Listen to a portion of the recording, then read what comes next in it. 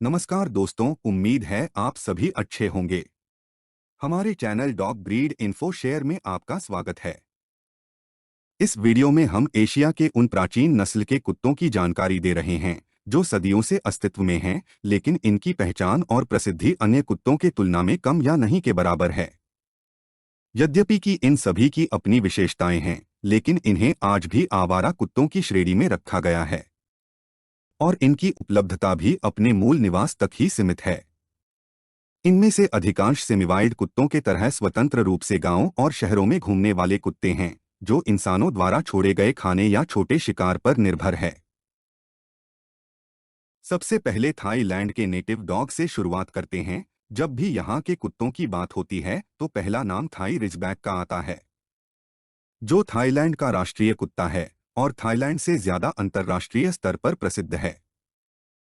लेकिन थाईलैंड का सबसे पुराना नेटिव डॉग, जिसे ऑस्ट्रेलियाई डिंगो का पूर्वज भी माना जाता है, भोजन की तलाश में आवारा कुत्तों की तरह गलियों और सड़क पर स्वतंत्र रूप से इधर-उधर भटकते रहते हैं।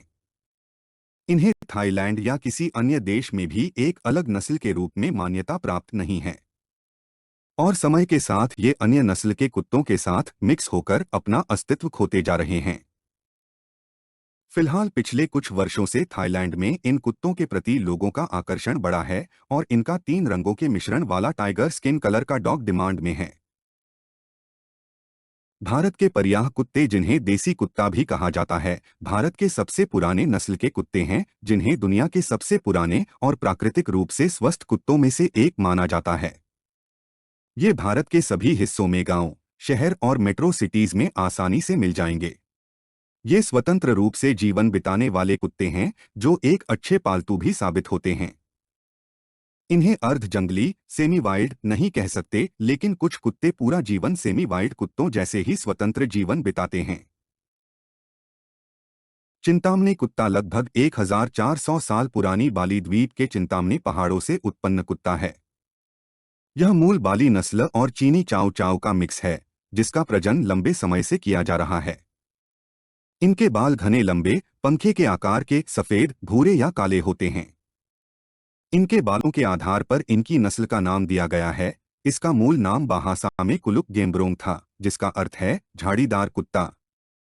चिंतामणी नस्ल के कुत्ते दुनिया की सबसे प्राचीन ज्ञात कुत्तों की नस्लों में से एक माने जाते हैं। इनका इतिहास लगभग 12,000 से 16,000 वर्ष पुराना बताया जाता है। हाल ही में सन 2019 में इन्हें अंतर्राष्ट्रीय स्तर पर आधिकारिक मान्यता प्राप्त हुई। इनकी सबसे बड़ी विशेषता है बच्चों के प्रति इनका दोस्ताना स्वभाव और साथ ही इनकी असाधारण बुद्धिमत्ता। लाई कुत्ता वियतनाम के उत्तरी पहाड़ों में रहने वाला एक प्राचीन नस्ल का कुत्ता है, जिसे एक साथी जानवर के रूप में पाला जाता रहा है।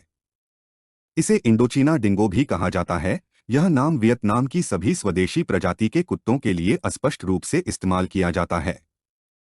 लाई कुत्ता वियतनाम के सम्राटों का भी प्रिय था और इस नस्ल को रक्षक कुत्ते के रूप में विकसित किया गया था और आज भी इन्हें इनके वफादारी और सुरक्षात्मक स्वभाव के लिए जाना जाता है।